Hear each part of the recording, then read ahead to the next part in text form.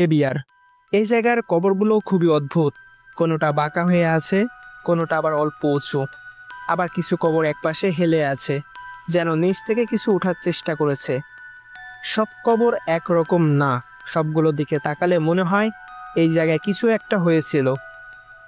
তুমি যদি একা এখানে নামো, চারিদিকে একবারে শান্ত, কোনো ফাইট নেই, কেউ নাই, তবুও মনে হবে তোমার দিকে কেউ যেন তাকিয়ে আছে। ডানে তাকাও, কেউ নাই, পেছনে তাকাও, সেটাও ফাঁকা, তবুও সেই অনুভবটা যাবে না কখনো। আর সেই পুরনো বড় ঘরটা আছে না, বাইরে থেকে মনে হবে বিশাল বড় একটা ঘর, কিন্তু ভিতরে ঢুকলে মাত্র 2-3টা রুম।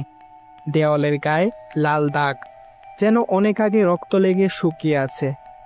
ঘরের ভিতরে দাঁড়ালে সবকিছু যেমন নিঃশব্দ, আর মনে হয় কেউ যেন কাছে দাঁড়িয়ে আছে। গেবিয়ার লুটের জায়গা না শুধু, এটা এমন একটা জায়গা যেখানে কিছু চোখে পড়ে না, তবুও সামনে ঠিকই থাকে, কিন্তু আমরা টের পাই না। এই গেবিয়ার হচ্ছে সব থেকে অদ্ভুত জায়গা ফ্রি ফায়ার ম্যাপের ভিতর।